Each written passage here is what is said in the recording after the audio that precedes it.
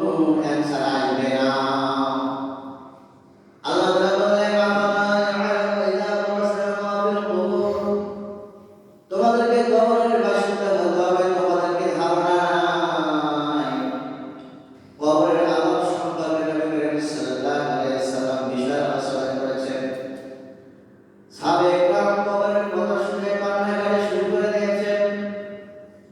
আবু বকর সিদ্দিক রাদিয়াল্লাহু তাআলা বন জঙ্গলে গাছকে বলে, গাছ গাছ, আমি যদি গাছে কারণ পাতা দিতাম পশুটাকে খেয়ে শেষ হয়ে যেত, কোনো হিসাব দেওয়া লাগতো না। আজকে আমি মানুষ হয়েছি, মৃত্যুর পরে আমাদেরকে হিসাব দিতে হবে, হবে না? হিসাব দিতে হবে। ওমর করতে হযরত সালমান ইবনে রাদিয়াল্লাহু তাআলা যখন কবরের পাশে যাইতেন, চোখের পানি ছেড়ে কান্নাকাটি করতেন। সাহাবায়ে কেরাম জিজ্ঞাসা করে, আমিরুল মুমিনিন, আপনি হতে জান্নাতের সার্টিফিকেট পেয়েছেন, আপনি কেন কবরের জন্য কাঁদেন? ওসমান ইবনে রাইন বলে, আমার সাহাবায়ে কেরাম শোনো, আমার বন্ধুগণ শোনো, নবী করিম সাল্লাল্লাহু আলাইহি ওয়াসাল্লাম বলেছেন, যে ব্যক্তি কবরের মধ্যে আরাম পাবে, আরামদায়ক বাসস্থান হবে। আখিরাতের প্রথম ধাপ হচ্ছে কবর। কবর যার জন্য শান্তি পাবে। জান্নাতে যাওয়ার আগ পর্যন্ত যতগুলো ধাপ রয়েছে, যতগুলো স্তর রয়েছে, সেই নির্ঘাত বুঝতে পারবে সে জান্নাতি হয়ে যায়। বলেন সুবহানাল্লাহ। আর যদি কবর, যার কবর হবে দুই দিক থেকে যখন চেলা দিবে, হাত বিগড়ে হয়ে যাবে, কবরে যায় কোনো ছাড় দিতে পারবে না, সেই নির্ঘাত বুঝতে পারবে তার জন্য জাহান্নাম ওয়াজিব। কবর এমন একটা জায়গা, যে জায়গার মধ্যে গেলে আমরা সবাই বুঝতে পারবো কবরের বাসিন্দা আমরা সবাই হব। আমরা কবরের বাসিন্দা আমরা সবাই হব।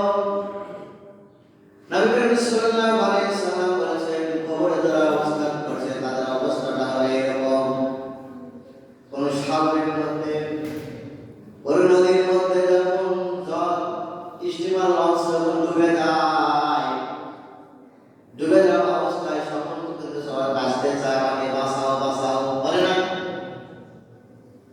আমাকে বাঁচাও। জীবনের শেষ বিন্দুতে আমরা আক্রমণ করছে। নবী করিম সাল্লাল্লাহু আলাইহি ওয়াসাল্লাম বলে, আমার সাহাবারা তার চেয়ে বেশি কবর বাসিন্দা বিপদে আছে। আজকে জুমার দিনে পৃথিবীর সমস্ত প্রভুরা ছুটি পেয়েছেন। জুমার দিন যখন কোনো বান্দা তার বাবা মার জন্য দোয়া করে, দোয়া করার সঙ্গে সঙ্গে ওই দোয়াটা ফেরেশতারা কবরে হাজির হয়ে যায়। বলে সুবহানাল্লাহ। তখন কবরবাসী খুশি হন। আল্লাহ রাব্বুল আলামিন যে ব্যক্তি দোয়া করেছেন তার গুনাহকে আল্লাহ পাক মাফ করে দেন। বলেন সুবহানাল্লাহ।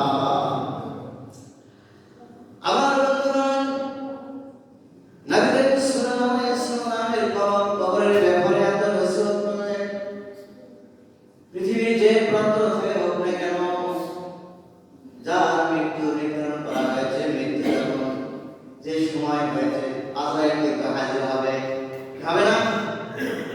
আজরাইল হাজির হয়ে যাবে। একবার হযরত সুলাইমান আলাইহিস সালাম তিনি খুতবা দিচ্ছিলেন, সঙ্গী সাথীদের নসিহত দিচ্ছিলেন। এমন সময় এক ব্যক্তি হাউমাউ করে সে কান্নাকাটি শুরু করে দিল, বলছে, হুজুর আমাকে আপনি বাঁচান। হযরত সুলাইমান বললেন, তোমার কি হয়েছে? ওই ব্যক্তি বলছে, হুজুর আমি নির্ঘাত দেখতে পাচ্ছি, মনে হয় আমাকে আল্লাহ জান প্রবেশ করবে, আপনি আমাকে বাঁচান। আপনি হচ্ছে আল্লাহর নবী, আপনার কথা আকাশ বাতাস সারা পৃথিবীর মাখলুকগুলো শোনে, আপনি বাতাসকে আপনি হুকুম দেন যেন আমি মুহূর্তের মধ্যে, চোখের পলকের মধ্যে যেন আমি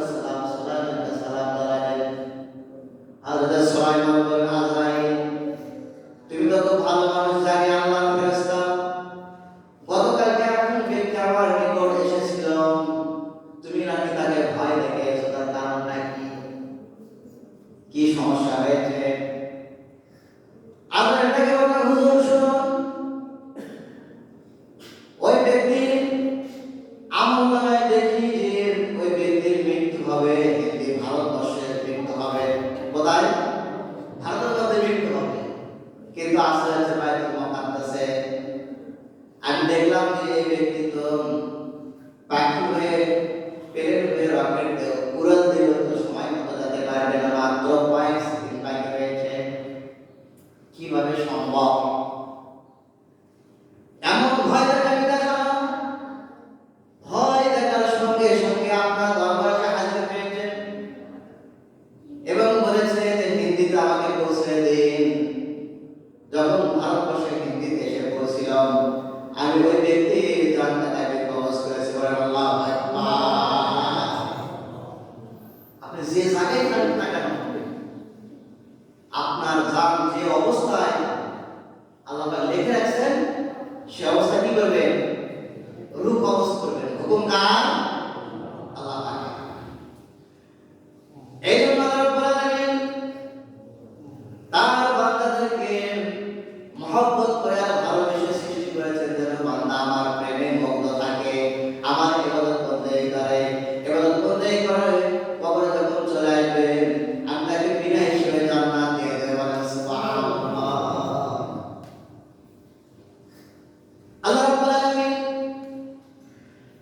আযানকে ডাকে, আযান, তুমি তো লক্ষ কোটি কোটি মানুষের জান কবজ করো, কিন্তু তুমি কি কোনো মানুষের জান কবজ করতে, রূহ কবজ করলে করার পর তোমার মনের মধ্যে কখনো কষ্ট হয়েছে, দুঃখ হয়েছে নাকি? এমন কোনো সমস্যা হয়েছে নাকি? হযরত আজরাইল বলল, হে রব্বি কারীম, দুটা ব্যক্তির জান কবজ করার সঙ্গে সঙ্গে আমার অন্তরটা কেঁপে উঠেছিল, আমি কান্না সহ্য করতে পারি নাই। আল্লাহ রাব্বুল আলামিন বললেন, কোন দুই ব্যক্তি? আজরাইল বললেন, আল্লাহ,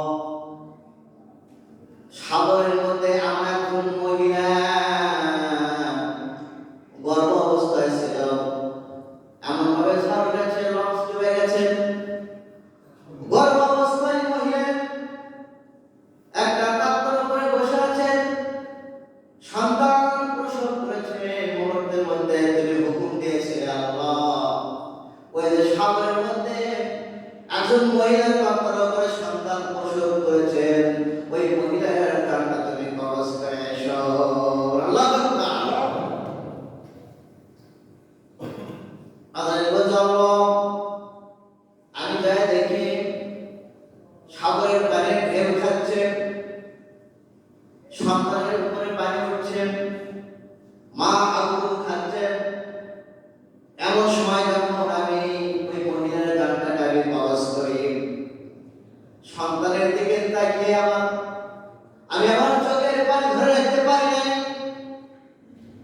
যে সন্তানের কি অবস্থা হবে। গহীন সাগরের মধ্যে ওই মায়ের জান কবজ করার সময় আমার অন্তরটা একটু কেঁপে উঠেছে। আল্লাহু আকবার। আর দুই নম্বরে, সাদ্দাত যখন 300 বছর পরিশ্রম করে জান্নাত তৈরি করেছিল, জান্নাত তৈরি করার পর যখন সে সাদ্দাত জান্নাতে প্রবেশ করবেন, আল্লাহ তুমি যখন হুকুম দিয়েছিলেন সাদ্দাত যেন জান্নাতের মধ্যে প্রবেশ করতে না পারে, এক পা সামনে এক পা পিছনে দরজার মাঝখানে যখন দাঁড়িয়েছেন, সাদ্দাতের জান যখন প্রবেশ করে আমি জান্নাতের নাজ নিয়ামতের দিকে যখন আমি তাকাইলাম, যে এই ব্যক্তিটা দীর্ঘ 300 বছর পরিশ্রম করে পৃথিবীর বিভিন্ন জায়গায় সোনার উপর মালিক ভোক্তা নিয়ে সে যখন জান্নাত তৈরি করলো, কিন্তু জান্নাতে সে প্রবেশ করতে পারলো না। এমন অবস্থায় আমার অন্তরটা একটু কেঁপে উঠেছে। আল্লাহু আকবার।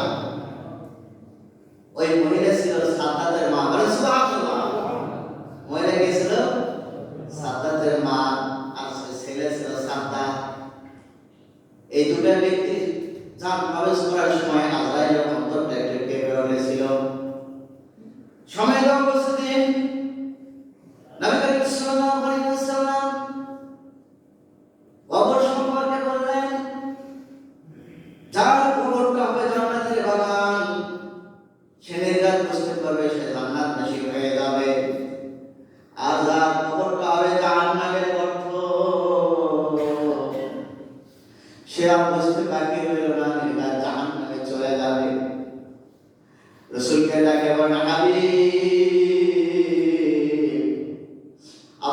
উম্মতদেরকে আপনি জানিয়ে দিন কবরের আযাব সম্পর্কে। কবরের আযাব যখন রাসূল কারীম সাল্লাল্লাহু আলাইহি ওয়াসাল্লাম আলোচনা করেন, সাহাবায়ে হাওয়া করে তারা কান্নাকাটি শুরু করে দিয়েছিল, দুচোখের পানি ছেড়ে দিয়েছিল। নবী করিম সাল্লাল্লাহু আলাইহি ওয়াসাল্লাম বলেন, আমার সাহাবারা তোমরা কান্নাকাটি করো না, মুমিন মুত্তাকি ব্যক্তির জন্য কবরে সুসংবাদ রয়েছে। বলেন সুবহানাল্লাহ।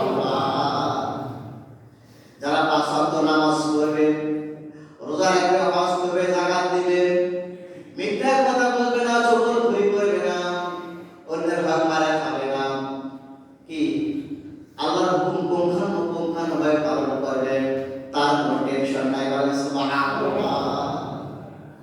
এজন্য কোরআন এবং সুন্নাহর আলোচনার জীবন পরিচালনা করতে হবে।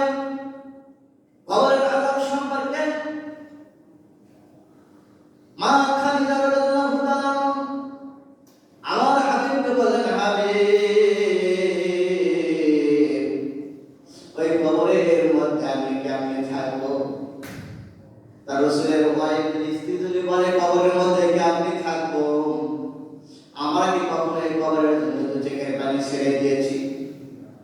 খাদিজা বলে, ইয়া রাসূলুল্লাহ, ইয়া হাবিবাল্লাহ, আপনার কাছে আমার তিনটা ওসিয়ত। কয়টা ওসিয়ত? তিনটা ওসিয়ত। আমি ইন্তেকাল হওয়ার পরে আপনার জুব্বা মোবারক দিয়ে আমাকে কাফন পরাইবেন। 2 নম্বরে আপনি আমাকে কবরে নিজে হাতে নামাবেন। 3 নম্বরে আপনি কবরের পাশে দাঁড়িয়ে থাকবেন।